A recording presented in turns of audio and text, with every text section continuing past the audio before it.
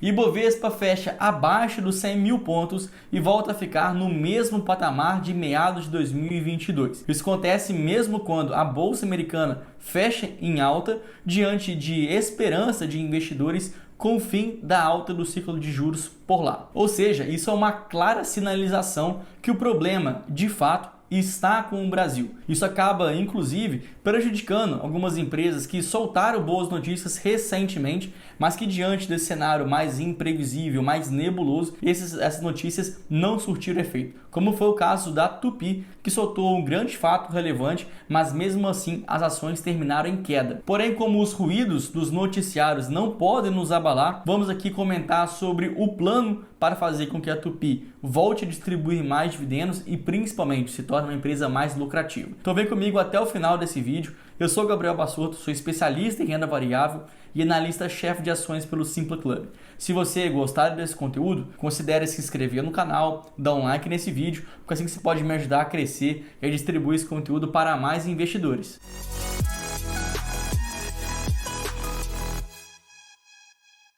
Depois da reunião do Copom, os juros, a taxa Selic, se manteve em 13,75%. Mas agora o discurso foi mais firme do que muitos economistas e analistas estavam começando a precificar. Eu digo isso porque essa manutenção da taxa Selic para esse último encontro já estava precificada. Nós já imaginávamos que isso realmente poderia acontecer. Mas o que estava em jogo, na verdade, seriam as projeções futuras. Alguns economistas já começavam a projetar que na próxima reunião, que vai acontecer em maio, já poderíamos começar a engatinhar, ou até mesmo começar de fato, em um novo ciclo, só que agora, dessa vez, seria um ciclo de queda, um ciclo de corte de juros. Mas de acordo com o discurso do Banco Central, essas quedas só vão começar a acontecer lá para o segundo semestre do ano. Além disso, quando pegamos o Boletim Focus, que é divulgado toda semana e reúne as principais informações e dados dos economistas, até mesmo do Banco Central, a gente vê que para o final de 2023, as projeções relacionadas à taxa Selic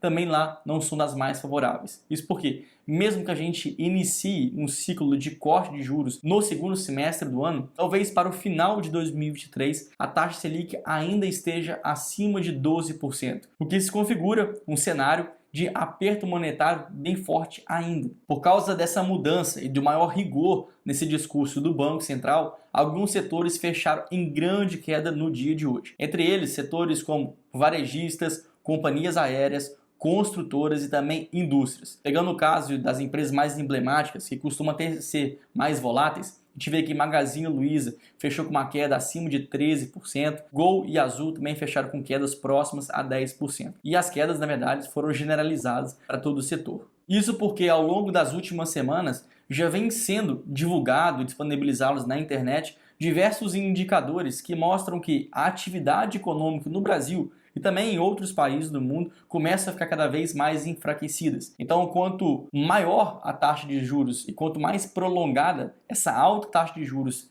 permanecer, mais essas empresas, mais esses setores vão ser muito abalados. Afinal de contas, eles justamente precisam de uma demanda aquecida para fazer suas vendas acontecerem. Então, se a gente tem uma demanda, uma política monetária restritiva, a demanda pela população e pelas demais empresas vai ser cada vez mais abaladas. Assim como as indústrias, por serem empresas de capital intensivo, não têm os estímulos suficientes para tomar recursos no mercado financeiro e fazer essa operação crescer. Então, quando a gente junta todas essas informações, a gente percebe que o cenário para elas não é nada favorável. Já nos Estados Unidos, a situação é um pouco menos tensa. Tanto porque tanto o Biden como também o Jerome Powell, que é o presidente do Fed, que seria o equivalente ao Banco Central americano, não vem trocando farpas. Ao contrário do que nós vemos no Brasil, com Lula e Roberto Campos Neto, presidente do Banco Central no Brasil, sempre trocando algumas informações, sempre um querendo alfinetar o outro. Inclusive, o próprio PT já convocou alguns protestos para pedir a cabeça, para pedir o cargo do presidente do Banco Central, justamente para encontrar um outro substituto que venha a coincidir, que venha a seguir as próprias ideias do Lula. Porém, como Roberto Campos Neto tem mandato até o final do ano que vem, as coisas devem continuar seguindo sua própria filosofia e ele não deve ceder à pressão do PT. Enquanto isso acontece, enquanto não há essa mudança de cargo, a gente vai continuar tendo esses ruídos políticos que, obviamente, fazem preço, tornam o mercado mais previsível e a bolsa, de uma forma geral, volta a cair. Mas, além do clima menos aguerrido entre as autoridades monetárias, também o presidente lá nos Estados Unidos, a gente também começa a perceber uma certa tranquilidade em relação ao que vai acontecer nos próximos capítulos em relação à política monetária lá dos Estados Unidos. Muito porque já é precificado que na próxima reunião, que vai acontecer em maio, a taxa de juros americana vai chegar no seu último ajuste, e ainda assim vai ser um ajuste pequeno. Após maio, ela vai entrar em um nível de estabilidade. E isso é muito comemorado pelos americanos, principalmente porque eles começam a perceber que a inflação está aos poucos entrando em controle. Ainda há muito que ser feito, ainda o clima não pode ser 100% otimista, mas até hoje os dados vêm sinalizando uma melhora progressiva. Inclusive, essa alta residual que vai acontecer na reunião de maio vai ser justamente para trazer a inflação mais abaixo ainda. Nos últimos 12 meses, por exemplo, a inflação acumulada nos Estados Unidos está em 5,5%, já bem abaixo do que a gente já viu no auge de toda aquela crise, quando superou até mesmo a barreira de 8, 8,5%, chegou até uns 9%. Agora eles querem levar essa inflação para o que é o controle, o que é o normal para essa economia, quando ela girava ao redor de 2% ao ano. Então vamos pensar no caso da Tupy, que é uma empresa que tem exposição não só ao Brasil especificamente, mas também tem uma exposição nos Estados Unidos e indiretamente no México, que é um grande país que fornece muitas peças, fornece muita parte automotiva para os Estados Unidos. Então, qualquer mudança na política, na condução econômica, até mesmo no discurso relacionado aos juros, pode impactar diretamente as ações da companhia. Até porque, como você bem sabe, a Tupy é uma indústria e que por si só já é muito abalada por essas questões de juros, mas também ela faz vendas dos seus produtos para outras indústrias de capital intensivo. Então ela é uma empresa que está muito exposta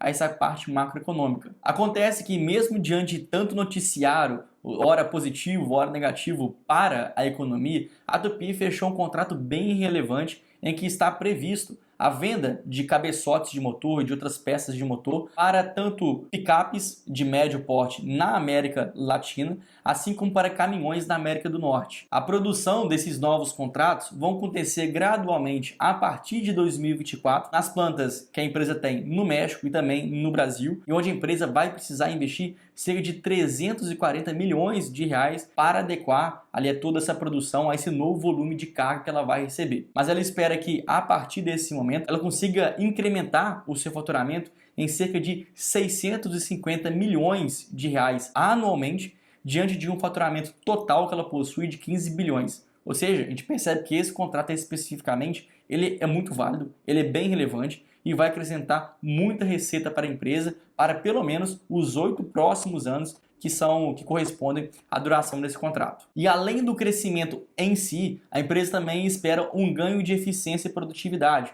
porque esses novos contratos vão contar tanto com a parte de usinagem, mas também a parte de montagem desses motores. Ou seja, aqui a gente está falando de uma operação que ela vai ser integralizada, ela vai ser verticalmente integralizada. E por a empresa estar em todas as etapas desse processo produtivo, ela consegue entregar um serviço de maior valor agregado. Então ela vai ter o crescimento, mas junto ao crescimento, por ela conseguir agregar mais valor ainda, ela vai conseguir agora diluir essas despesas e fazer com que a sua margem de lucro, especificamente nesse contrato, tenha a grande chance de aumentar. Então aqui nós estamos falando de duas consequências positivas para a Tupy, que até um tempo atrás poderia ser muito criticado. Inclusive já tinha soltado um vídeo no meu canal justamente sobre esses pontos de atenção para a companhia. Primeiro que esse é um mercado já muito consolidado, existem poucas empresas competidoras, mas as que existem são muito grandes. Então o fato dela fechar um grande contrato como esse evita que concorrentes venham atrair esse mesmo cliente, que poderia ser muito grande, assim como abre margens para outras empresas desse mesmo setor verem a Tupy como um grande player com capacidade de oferecer as mesmas soluções. Então a Tupy, que já era o grande player líder no setor, vai ser ainda mais forte, vai consolidar ainda mais a sua posição aqui no mercado, evitando que outros concorrentes possam chegar à sua mesma escala de operação. Assim como a margem líquida da empresa, que sempre foi um problema, sempre negociando ali ao redor de 4%, 5%, o que é muito baixo para uma indústria, tem a chance de talvez aumentar um pouco. Não vai ser uma grande virada de chave, mas pensando que qualquer diferença, qualquer ganho de produtividade, eficiência que ela tiver na sua cadeia logística, essa diferença já vai ser muito importante para que o seu lucro ganhe robustez. Ou seja, quando você está falando de um lucro pequeno, qualquer mudança, qualquer acréscimo que você tem, já vai ser muito impactante para o resultado final da companhia. E junto a essa potencial melhora que a empresa pode entregar, nós também vemos que nesse momento a companhia está sendo negociada a múltiplos de preço mais baixos do que sua média histórica. O seu EV sobre EBITDA, por exemplo, está aqui ao redor, fica variando entre 4 a 4 vezes e meia, enquanto sua média histórica gira ao redor de 5 vezes e meia, ou seja, a empresa tem capacidade de apresentar uma leve melhora enquanto ainda está mais descontada em relação